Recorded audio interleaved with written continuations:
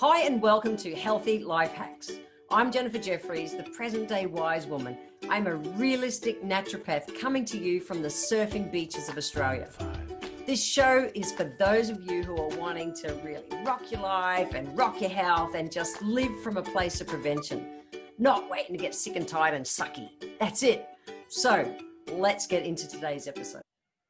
I'm vegetarian, have been for a long time, decades, and I'm really aware of looking after my iron levels. So if you are vegetarian or if you're vegan or you've been suffering with low iron, this podcast is for you. That's what I'm talking about tonight. As a vegetarian, how I keep my iron levels happy. So let's jump into it. How do you know that you're low in iron? Let's just start there. Well, it might be that you've got like fatigue or weakness or pale skin or fast heartbeats and chest pain and headaches and dizziness and cold hands and cold feet and inflammation and a kind of a thorn in your tongue, brittle fingernails. There's lots that can be signs of low iron, and they can also be signs of other imbalances in your body. But I wanted to talk about nowadays, the reality is we see lots and lots of people who are really low in iron. As a naturopath, it's a regular thing that I see and hear. And I keep mine really stable, really easily. And I wanted to speak into how I do it, but I'll give you a bit of a background first. So iron, the amount of iron that you actually need is, if you're a guy over 18, you need about 8.7 milligrams a day of iron. Women 19 to 50 years old, 14.8 milligrams. That's the menstruating years. And if you're like me, postmenopausal, generally like the over 50s, we need about 8.7 milligram per day. And generally, you'll generally absorb about 10 to 15% of the iron that you need from your foods. And we're going to talk about foods tonight. The cool thing is that vitamin C will help you to increase the absorption of the non-heme iron as much as 85%. And that 85% is huge. But right now you're saying to me, Jen, what's non-heme iron? Guys, I'll tell you in a minute. The other thing I want to throw in first is the fact that there's lots of things that stop our absorption of iron. Now, tannins, go back to episode 11 where I talk about tea, not cool. Tea is a big one for blocking the absorption of water-soluble minerals like iron. The other one is phytates. Go back to episode 4 when I talk about bum glue, because I'm talking about how the refined and processed grains of white bread, white rice, white pasta are rich in phytates. They also latch onto water-soluble nutrients like iron and help you excrete them from the body without absorbing them. So really important, that part first. Go back and check out episode 11 and episode 4 if you have not listened to them yet. So back to, what is the difference between heme iron and non-heme iron? Pretty simple.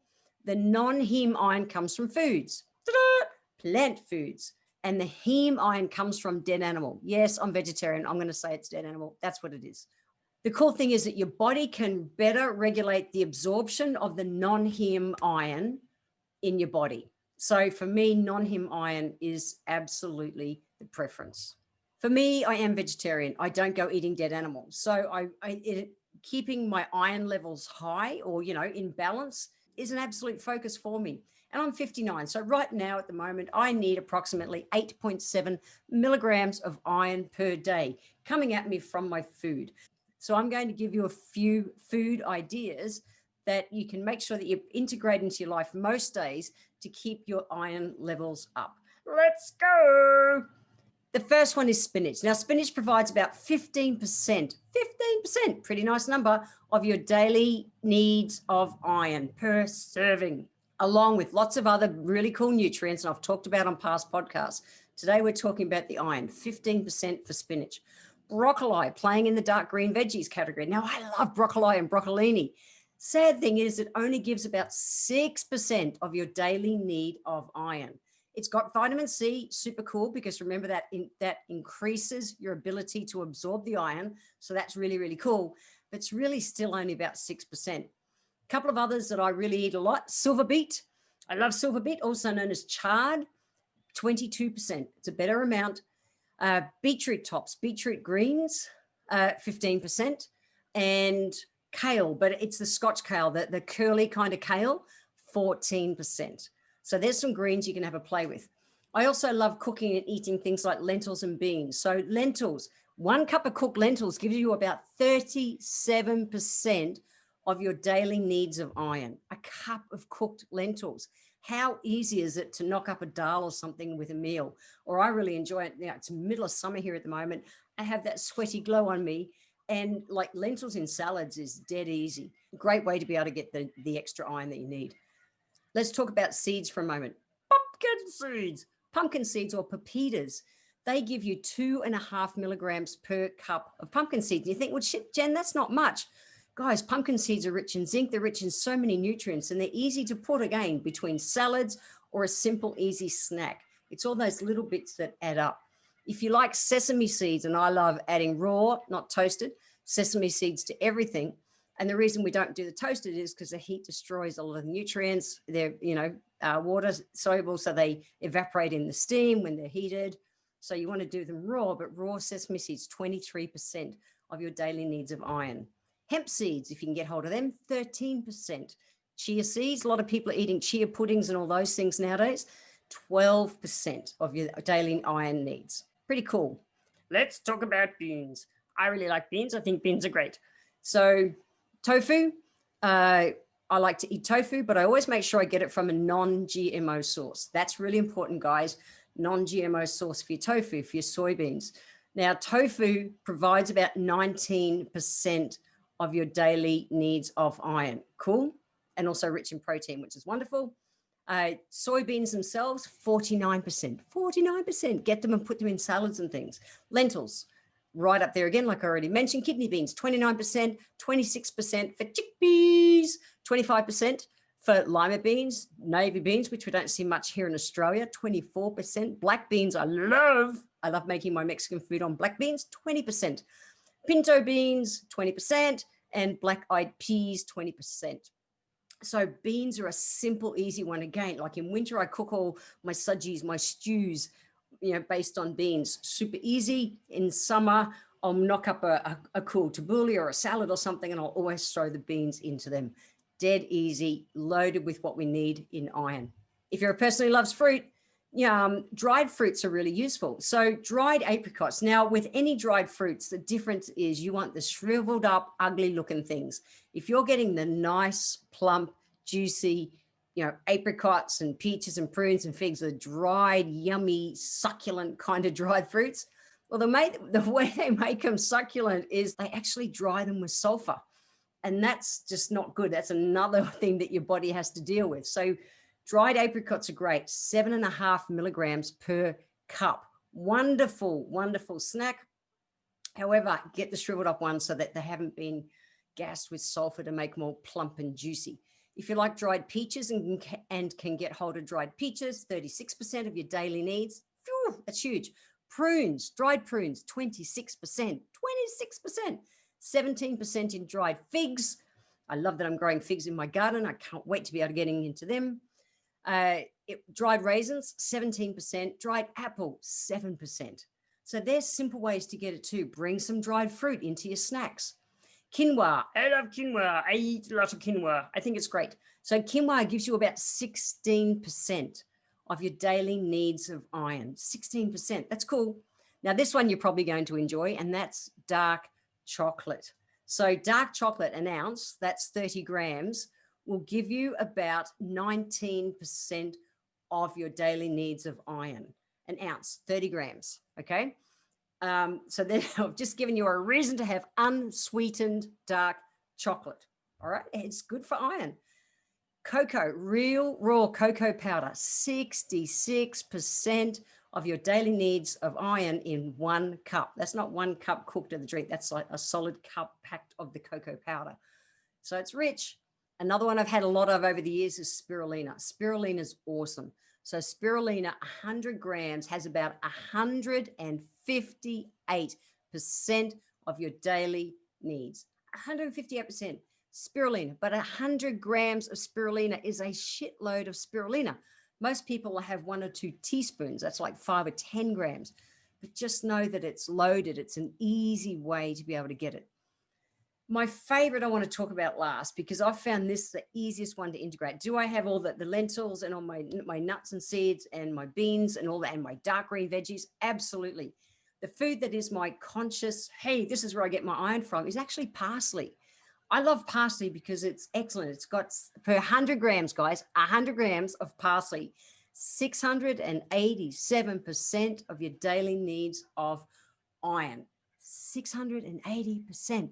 It's loaded in 100 grams. It's crazy cool. And I love the fact that it's loaded in vitamin C as well. So it's really easy for your body to be able to take up. And it's so easy to grow in your garden. And if you live in an apartment, get a couple of pots of it. It's just easy. And it loves being trimmed back and used, and it grows more. And I've got half a dozen parsley plants in my garden that are just luscious, because I really look after them, because they are where I consciously get my iron from. So how do you use parsley on a day-to-day basis?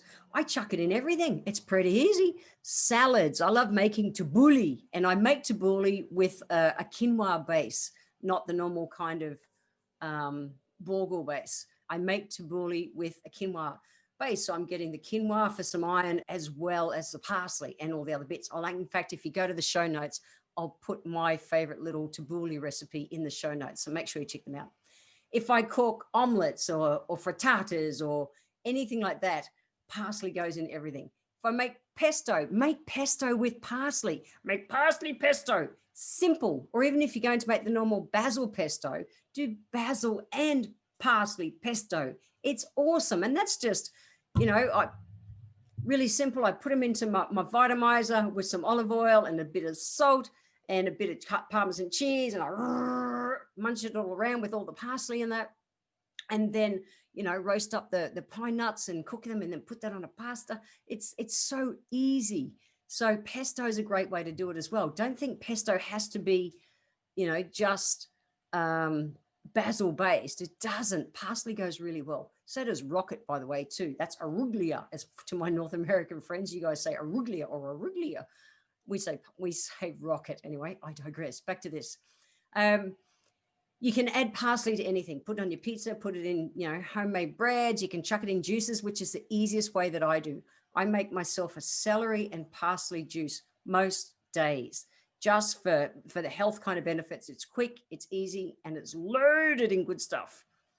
And you can really just use parsley to help flavor up anything. Chuck it into any marinades and dressings. It really works. It adds gorgeous flavor and is loaded in nutrients. So how do you store it? Pretty simple. Most mornings I'll head out, I'll harvest, I trim some little stems of, I actually have, really true point, I have, instead of having bunches of flowers in my kitchen, I have bunches of parsley, because I just think it looks so pretty. So every morning I go out and I trim some parsley, put it in a little vase in my kitchen, near my kitchen sink, and I think it looks wonderful. And then all I do is it's in water, so that helps to keep it alive. And as I'm ready, I can just put that into whatever dish I'm making. So for me, parsley is the easiest no-brainer. It really is. So when it comes to, as a vegetarian, to make sure that your iron levels are always kept topped up, it's a daily balance of just eating more iron-rich foods and making sure that they're ones that also contain the vitamin C, because that enables that uptake of the nutrients to be done so much easier. I only have one healthy life hack for you this episode, and that one is to bring more iron-rich foods into your daily eating plan. And if you are primarily a meat-eating kind of person, totally cool, your choice. But maybe think about bringing in some of these plant-based sources of iron as well, because they're so loaded in vitamin C that they can help the easier uptake. So if you want to get a copy of the show notes where you can get my tabbouleh recipe, head over there, as well as I've listed out all of the other nutrients that I've talked about, all the other foods that are loaded in usable iron, guys. So head over to the show notes at www.healthylifehacks.com.au. And in the next episode, make sure you tune in, because I'll be talking about why being on time is actually late. I want to thank you for being here today. If you enjoyed this episode, feel free to share it with your friends, and scroll down to the comment section, guys. It's below the description of the video, because click into the line that says add a public comment, add your comment, click the comment box. And every month I draw one lucky person who leaves a comment down below to have a free 1-hour consultation with me. Also, be sure to subscribe to the show and like it so that you're always catching that next episode. If you'd like to receive a free copy of my Feed Your Body ebook, simply click the link in the comments below, join my newsletter, and you will get the free ebook sent to you nice and easy. So I welcome your emails. You can write to me at podcast@healthylifehacks.com.au. Until next time, guys, remember that when it comes to life, live it, love it, and get on with it.